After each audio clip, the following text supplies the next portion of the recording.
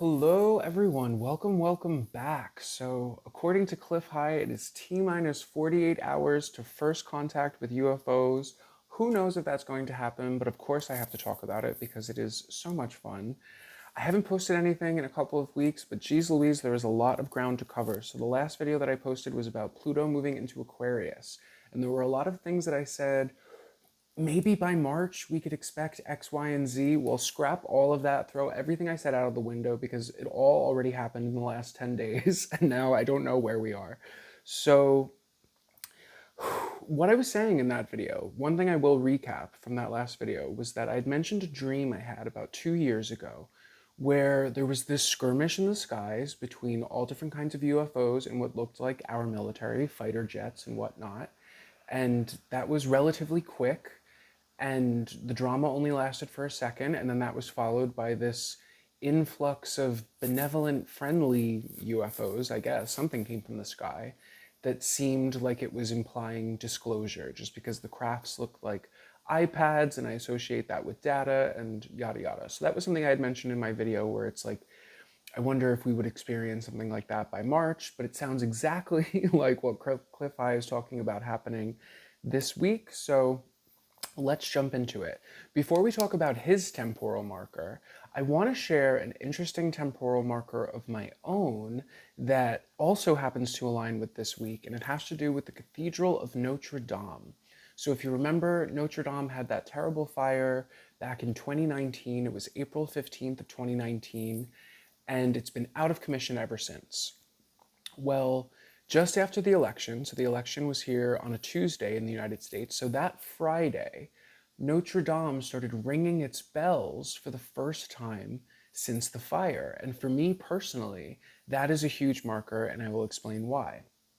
So, when the Notre Dame event happened back in 2019, I remember when that bulletin came across my phone, and it was almost like I got hit by like a psychic blast wave. There was so much grief, and I was so upset, and I was crying, and I kept hearing the words cascade failure, as though this event was going to trigger a general cascade failure throughout the matrix itself.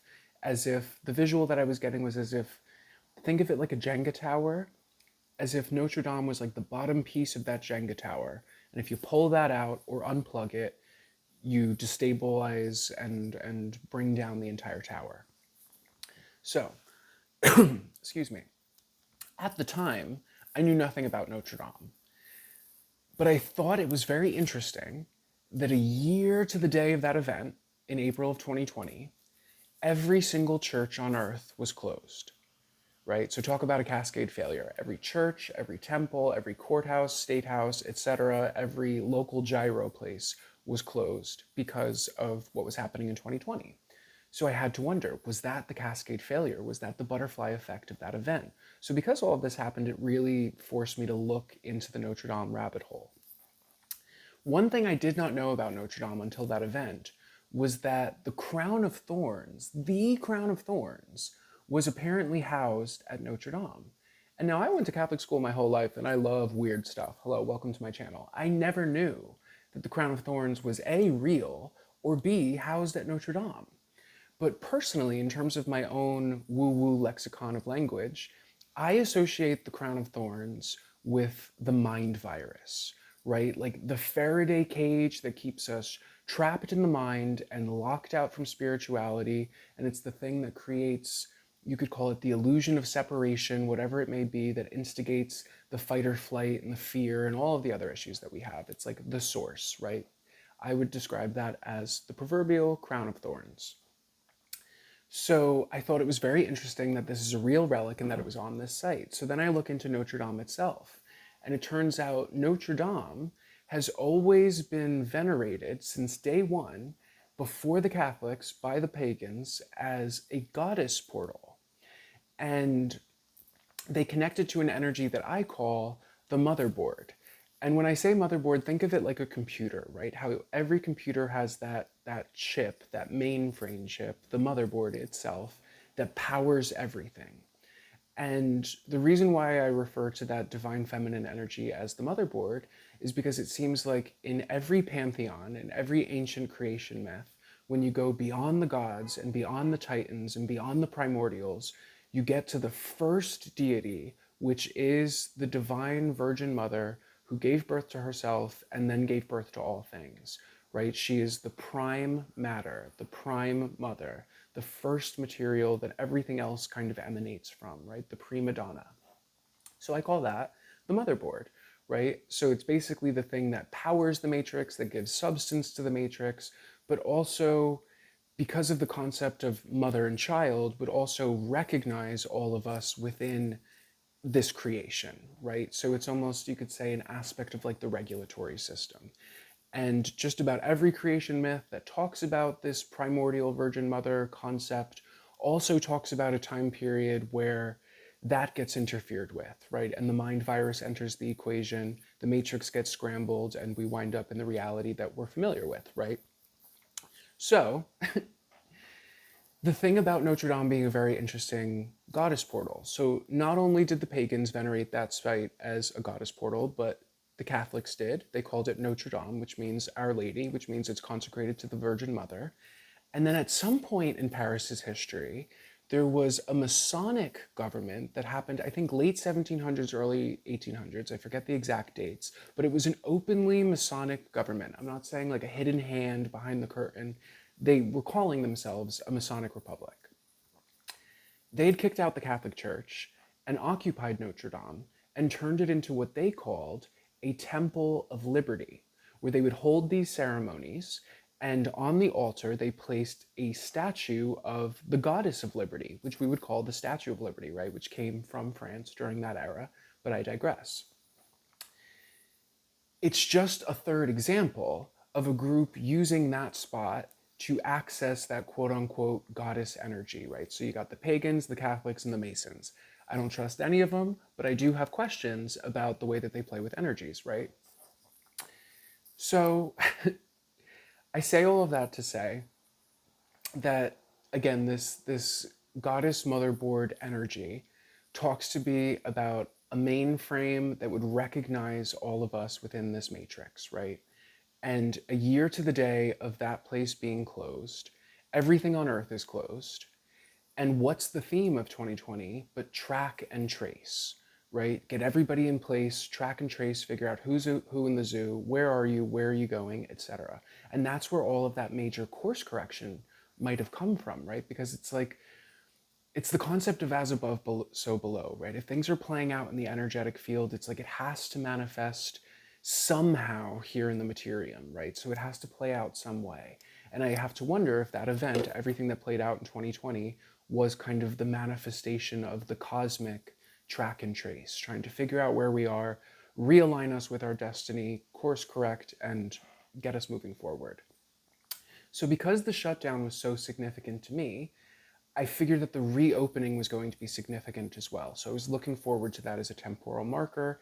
And then the Friday after the election here in the United States, they start ringing the bells again, and they announce that the cathedral is going to reopen on December 8th, which is the Feast of the Immaculate Conception, right? So Notre Dame, our Virgin Mother, the Virgin Lady, is going to be reopened on the Feast of the Immaculate Conception, which is when the Virgin Mary made first contact with the angel that basically impregnated her, or whatever it was that happened, right? But it's that contact story. And again, very much so, contact with the goddess, right? Where she contacted, I guess you could call, the Christ consciousness. So first things first, the bells in general set off my own internal bells, just because for the last year, it seems like every content creator on YouTube that talks about hidden history or the architecture rabbit hole or the reset rabbit hole has been talking a lot about the power of the bells, right? These ancient bells that used to be in all these cathedrals and all these buildings, and that these frequencies had healing power, right? And we know that these frequencies have healing power. It's like science is even finally looking into it and acknowledging that these things really do heal.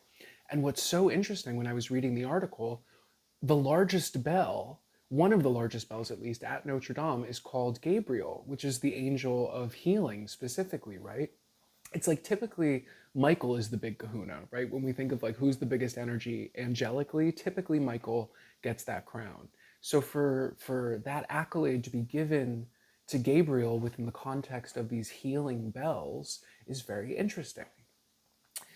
And again, they mentioned that it was going to reopen on the Feast of the Immaculate Conception. So I had those words kind of plugged into my head as a marker as well, thinking about that concept, the concept of the Immaculate Conception. So that was the Friday after the election. Flash forward 2 more days, the Monday after the election. Congress holds a hearing on UFOs and UAPs that was not on my radar whatsoever until it happened. I was shocked by this.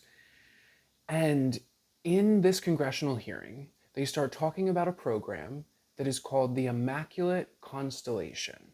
And if that is not a direct pun on Immaculate Conception, I don't know what is, but it's called the Immaculate Constellation. And this program was created in 2017 to compile all of the evidence for UFOs into one database, right? So from every agency, every satellite, everything. And it's called Immaculate, so they say, because these are verifiable claims, right? So it's radar, it's data. It's not just somebody's drunk uncle was in the woods one night and saw something and yada yada. It's like these are receipts that you could try in court, right? And the program is called Immaculate Constellation. It's only bugging me out because the Immaculate Conception is technically a contact story, right? Mary contacted an orb, right? And one thing that they've been saying in these hearings, not just the one that happened a couple weeks ago, but the one that happened last year with that guy Grush as well, is that we're not just talking about extraterrestrials. In fact, we might not be talking about extraterrestrials at all. We are talking about extra dimensionals or ultra terrestrials as if they're from this plane, but like a different dimension of it, right? A different dimension or pocket of Earth itself. And it's also very strange within the context of the last year or two. It seems like every podcast on Earth has done an episode about UFOs actually being angels or demons, right? And comparing all of these different contact stories, whether it's the religious ones or the classic UFO ones. And there was a researcher and author, Diana Walsh Pasulka, who made the rounds last year on all of the podcasts, including Joe Rogan. And she is a religious studies professor, totally vetted, pretty much as conventional as you can get, right? Not very much so a woo-woo person. And she had set out to write a book that was just about religious contact phenomena within the Catholic context, right? So the Virgin Mother, but then also St. Francis of Assisi contacted an orb, Teresa of Avila contacted an orb, all of these different stories. And in the midst of her research, somebody pointed out that these religious contact stories mirror modern UFO stories. And because of her credentials, she was given access to the Vatican archives, and she was given access to crash retrieval sites by whistleblowers within the federal government that seem to have been given the green light and the okay by whoever it is that they answer to, right? And both of these parties, the Vatican and the alleged federal government deep state, confirmed with heavy air quotes that they are looking at this phenomenon from that perspective, the religious perspective, that these aliens, for lack of a better term, might actually be angels, demons, fallen angels, God knows what. And when the Immaculate Constellation hearing happened that Monday after the election, the first thought that I had was, what are they trying to get in front of? Typically, I think, what are they trying to distract from? But the fact that the hearing seemed to fall on deaf ears, right? Like, it wasn't trending on Twitter. I barely saw anything about it in the media. There was no hype leading up to it. I just happened to catch it, like coincidentally, I guess you would say. That was strange to me. But I was also wondering, what are they trying to get in front of, right? What are they setting the stage for in terms of of putting all of this on the record, right? Because that seemed to be the intention of the hearing in general, was getting this program, the Immaculate Constellation, on the record. Because up until that moment, nobody had ever spoken those words out loud within the context of the media, at least, right? It seemed like nobody had ever heard of this before. And theoretically, because it is still classified, all of these Congress people were acting as though what they were doing was dangerous, right? Which, again, it's theater to me. Congress could tell me the sky is blue. I wouldn't trust it. But the timing of it is just so bizarre, right? So, so strange.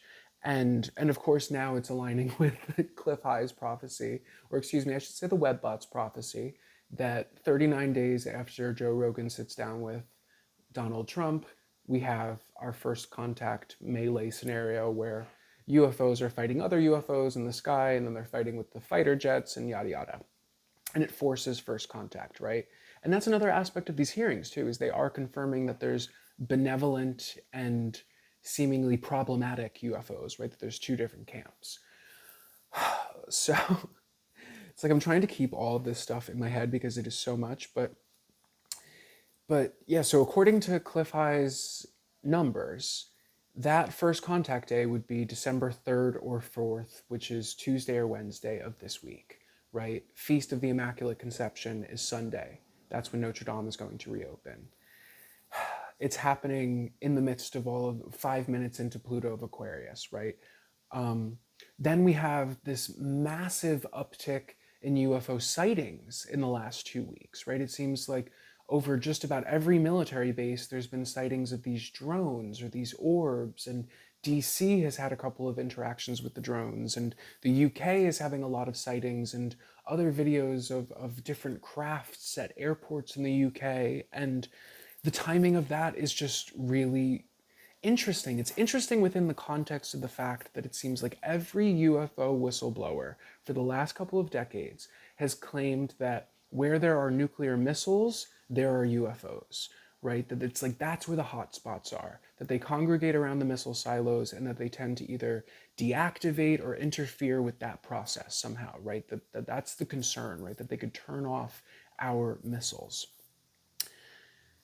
The strangest thing about the last 2 weeks, if not the most nerve-wracking things, is that it's like we've gone from world peace to World War III to world peace to World War III about 10 times a day every day, right? That it's like the conflicts keep de-escalating and then escalating and then de-escalating and escalating.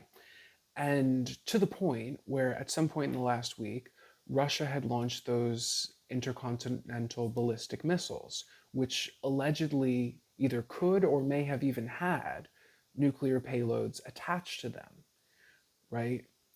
These things landed, they blew up, but nothing happened. One question that people have asked is, why didn't our government respond to it? Did we know? Did we have the advanced warning? Now they're saying it in hindsight, oh yeah, well, we might have had the advanced warning. But the question is, did we? And I'm saying all of this to say, if there's this phenomena of the UAPs deactivating nuclear things, and we're at the verge of this alleged nuclear conflict, did Russia fire empty missiles, or were they deactivated in transit? Did we not respond, or did we just press the button and nothing happened? I have questions, because I really do feel like there's some sort of interference that's happening, especially in terms of the back and forth wonkiness of the timeline, right? Because it seems like since Russia did that and fired those missiles, things have been very different, right? All of a sudden, Trudeau is flying down to Mar-a-Lago to break bread and kiss the ring with Trump, right? Strange things, right? He's probably a UFO, but that's a whole nother story for a whole nother day. But in terms of my thoughts, like if I had to place a Vegas bet on what I thought was going to happen, I would most likely place my money on the none of the above option, right? Everybody being wrong in terms of if there is some sort of disclosure, God willing, truth, right? That's all I want. Give us some truth. But I think it's going to be a curveball for everybody. I think this could actually be the random variable, so to speak. But when I put it into the context of all of the other quote unquote religious contact stories, and I remove the propaganda from those in my own mind, I think of it within the context of Christ consciousness, right? Which other people would refer to as the DNA activation, the ascension, the superpowers coming online, the new earth, the superhuman, whatever you want to call it, divine human, homo luminous, something like it. All of the above, same thing. That's what those contact stories talk to me about. And like the transfer of data or information or knowledge, something like that. So that's my only context for it. That's like the thing that I can kind of hold on to and find some connection to. But the other thing, in terms of how they're saying these might not be extraterrestrials, these might be extra dimensionals, that makes me think of the ancient concept of the elementals, which they also called the daemon, right, which became demons. And by elementals, I mean there's the water elementals, the earth elementals, the air, and the fire, right? And within each of those dimensions or densities or whatever the heck they are, there are all different types of creatures, right? It almost looks like Sesame Street, right? It's not just gnomes, but it's gnomes and fairies and dwarves and elves and blah blah blah, and those are all the earth elementals, right? And then there's the water, right? So you have the sirens and the nymphs and the this, that, and the third, right? All of those different things that populate these different elements, so to speak, these elemental frequencies that I think are supposed to assist us and work with us, because they're just kind of like an extension of the materium itself, right? But it seems as though all of these different elemental consciousnesses are at war with each other, and possibly even at war with themselves, right? Different earth elementals just don't get along, right? But they definitely don't get along with the fire, and they definitely don't get along with the water. There has been a theory posited that the original quote unquote Christian movement that got hijacked and turned into Catholicism had to do with tempering those four elements. And think of it within the context of like classic depictions of the world card or the wheel card. I'm trying to see, I don't think I have any rider weights in front of me. Gosh darn it. But typically on the world card and the wheel card, you have those four elements in the corner, right? So it's typically the bull, the lion, the eagle, and the man. And that's supposed to represent Taurus, Leo, um, Aquarius, and what's the other one? I don't know, the four fixed astrological signs, right? Like fixed earth, fixed water, not mutable, not transitional, not volatile, but fixed. And those four things are depicted around the world card and the wheel card.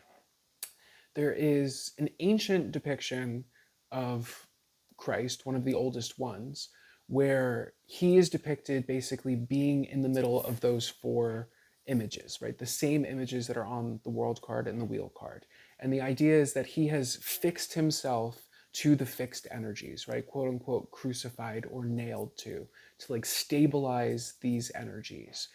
And these processes and these teachings that were being spread throughout the land back in the day were teaching people how to basically, I guess you could say, download this new software that was the Christ consciousness, or upload it or something like that, so that they could stabilize these different elemental consciousnesses within us that were at war with themselves within us, right? It's the same thing as like the Solomon's Temple mythos, how he had to get the daemon or get the elementals to work for him as opposed to against him, right?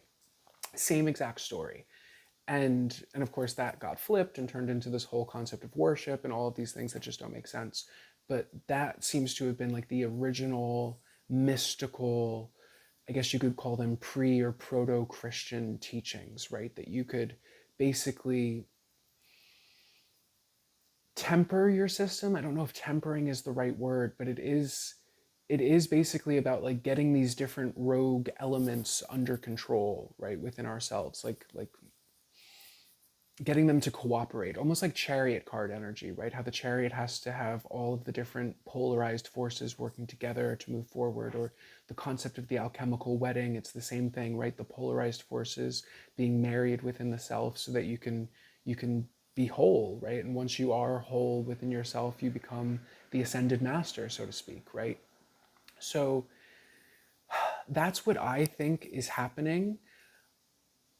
I would imagine if we're going to talk about variables that play out that lead us to a scenario that feels like the new earth or feels like the golden age, it's probably going to be something ridiculous that does actually break down those old belief systems, right? Because think about it in terms of like Cliff High's temporal marker with Joe Rogan and Donald Trump, right? If you took a time machine and told somebody 12 years ago that that was even going to happen or that it would be a big deal, they wouldn't understand what you're talking about. It's just so ridiculous. But it reminds me of that movie, Everything Everywhere All at Once, right? Where it's like in order to timeline jump, she had to do something ridiculous that was not on the bingo card, right? So she had to like break a pencil in half and eat it or something because it would trigger something that would jump her to another dimension, whatever it was. And that's what that event feels like to me in the greater context of things, where it's like, it's so random. It's so, it would be so impossible to explain to somebody 20 years ago.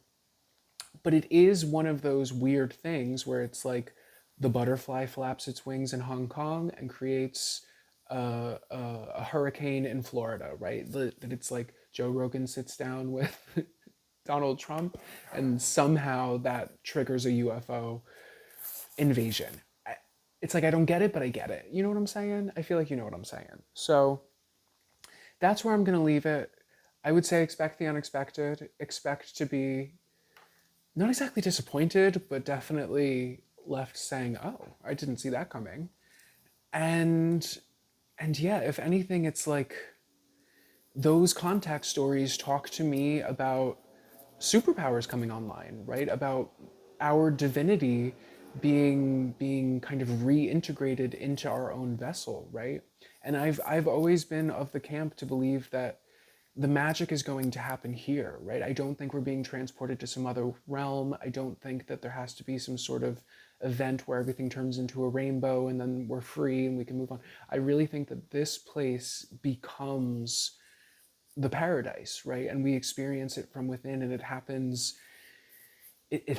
through very real events, as surreal as they may be, but it's like those real events kind of trigger this awakening. And if anything, I would say that the fact that that congressional hearing a couple weeks ago seems to have fallen on deaf ears, nobody really cares, as controversial and explosive as it was, everybody's just yawning.